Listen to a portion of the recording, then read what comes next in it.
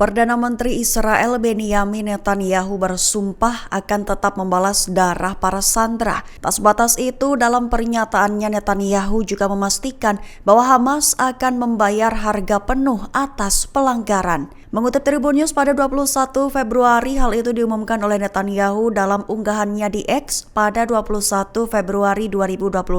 Sumpah Netanyahu itu dilontarkannya setelah Hamas mengembalikan jenazah 4 sandera Israel. Dalam pernyataannya, Netanyahu menyebut bahwa Hamas adalah monster yang kejam dan tidak mengenal batas.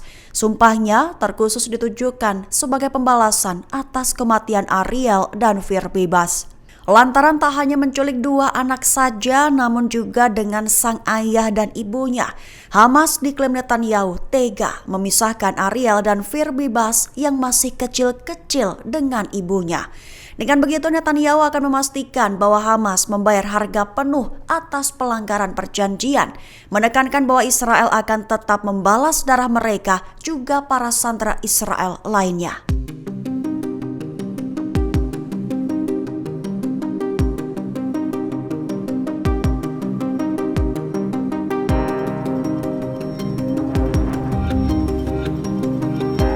Para pemimpin negara Arab mengagendakan pertemuan darurat pada Jumat 21 Februari 2025.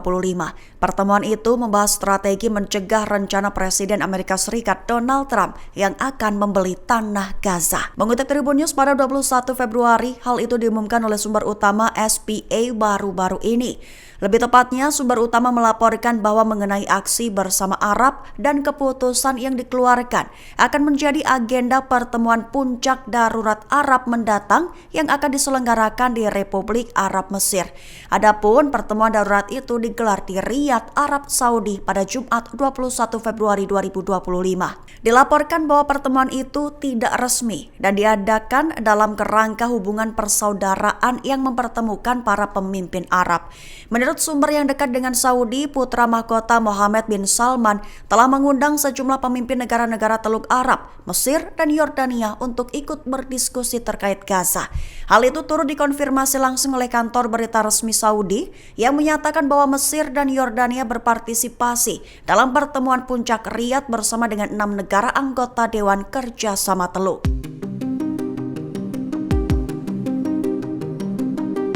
Ledakan besar terjadi lagi di pusat selatan Tel Aviv pada Kamis 20 Februari 2025 malam waktu setempat. Targetnya adalah 3 bus, bahkan disebut oleh analis bukan sekedar insiden biasa. Mengutip Tribun News pada 21 Februari, kabar itu menurut laporan dari sumber utama Al Arabiya.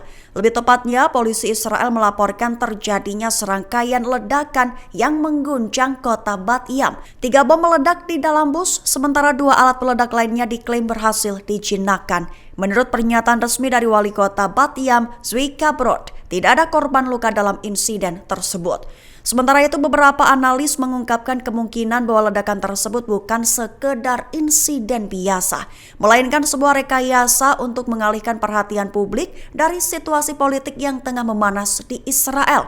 Hal itu menurut hasil analis dari Ihab Jabarin. Ia khususnya menyoroti kecepatan Israel dalam menyimpulkan bahwa insiden itu bersifat nasionalistis. Itu disebut mencurigakan, mengingat waktu kejadian terjadi ketika pemerintah Israel berada dalam tekanan akibat kebijakan perangnya di Gaza dan tepi barat. Dengan begitu, Jabarin berspekulasi bahwa Israel dapat memanfaatkan insiden itu untuk memperkuat narasi keamanan nasional serta meningkatkan agresinya di tepi barat dan Gaza. Bom berhuruf Arab guncang selatan Tel Aviv pada 20 Februari 2025 malam waktu setempat. Sebagai respons, 3 batalion IDF dilaporkan telah dikerahkan untuk memperkuat pasukan di tepi barat. Mengutip Tribun News pada 21 Februari, hal itu diumumkan oleh Komandan Polisi Distrik Tel Aviv, Chaim Sarkov, dan juga Radio Tentara Israel pada 21 Februari 2025. Perlu diketahui, serangkaian ledakan terjadi di ibu kota Israel Tel Aviv pada Kamis 20 Februari malam atau Jumat 21 Februari dini hari. Ledakan itu dilaporkan berasal dari bom yang dipasang di sejumlah bus umum yang terparkir di depot terpisah di Bat Yam dan Holon, Tel Aviv Selatan. Diketahui polisi menyatakan bahwa bom itu beratnya 5 kg dan bertuliskan huruf Arab. Sarkov lantas mengatakan bahwa alat peledak itu ditemukan bersama alat pengatur waktu, mengklaim bahwa alat itu tampak tampaknya berasal dari tepi barat. Menurut berita terkini, militer IDF, kepolisian hingga badan intelijen seperti Mossad, Shabak, dan Shin Bet dilaporkan sudah bergerak memburu tersangka. Kemudian sebagai respons, pengerahan 3 batalion IDF ke tepi barat dilakukan. Dengan dalih insiden pengeboman bus di Tel Aviv, IDF akan menambah catatan operasi tembok besi di tepi barat. Dengan begitu, ambukan IDF dikhawatirkan akan membuat tepi barat menghadapi krisis baru dan eskalasi berbahaya yang belum pernah terjadi sebelumnya.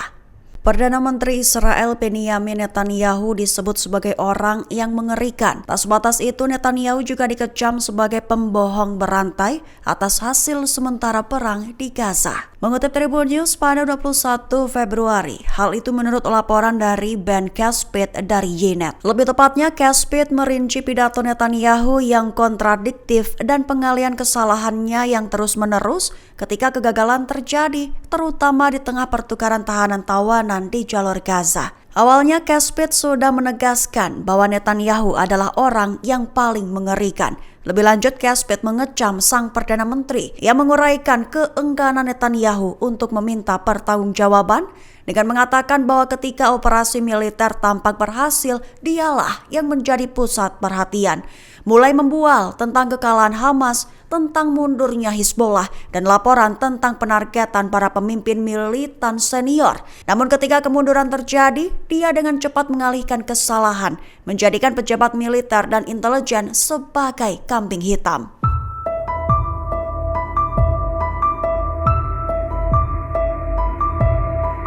Ketakutan dilaporkan telah kembali hantui warga di jalanan Israel. Insiden ledakan di bus digambarkan sebagai kembalinya mimpi buruk bagi masyarakat yang tinggal di Tel Aviv. Mengutip Al-Mayadin pada 21 Februari, hal itu diutarakan oleh Guy Baker, seorang orientalis Israel. Perlu diketahui pada 20 Februari malam, terjadi ledakan hebat dengan target adalah 3 bus di berbagai wilayah di Bat Yam, selatan Tel Aviv. Sehingga insiden itu disebut telah memicu kepanikan di antara pemukim Israel. Bahkan insiden itu digambarkan sebagai momen kembalinya mimpi buruk mereka. Sumber-sumber Israel melaporkan bahwa polisi pendudukan menangkap seorang tersangka Yahudi Israel atas tuduhan membantu salah satu penyabotase. Selain itu, media Israel juga menyamakan insiden tersebut dengan operasi Fedai. Disebut bahwa itu adalah bagian dari infrastruktur perlawanan yang berasal dari tepi barat. Menurut laporan Israel, beberapa alat peledak itu memuat prasasti yang merujuk pada Hizbollah, sekretaris jenderalnya yang gugur Syed Hasan Nasrallah, serta pemimpin Hamas yang gugur di Gaza Yahya Sinwar, dan frasa balas dendam untuk Tulkarim. Hamas memberikan jawaban atas klaim Perdana Menteri Israel Benjamin Netanyahu, di mana sebelumnya menyatakan bahwa hasil autopsi 1 di antara 4 jenazah Sandra bukan Shiri Bibas 32 tahun, melainkan milik wanita Palestina. Mengutip Tribun News pada 21 Februari, dengan begitu Hamas menyatakan akan menyelidiki terkait klaim tersebut. Dalam pernyataannya pada Jumat 21 Februari, Hamas menegaskan akan memeriksa tuduhan Israel itu dengan sangat serius dan mengumumkan hasilnya dengan sangat jelas.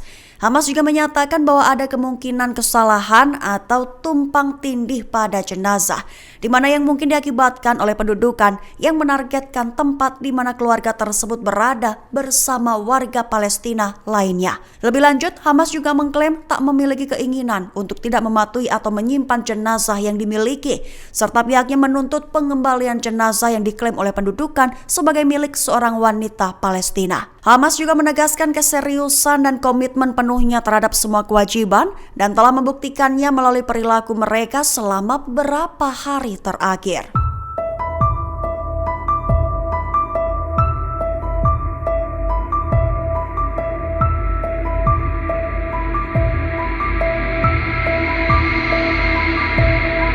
Download Tribun X sekarang, menghadirkan lokal menjadi Indonesia.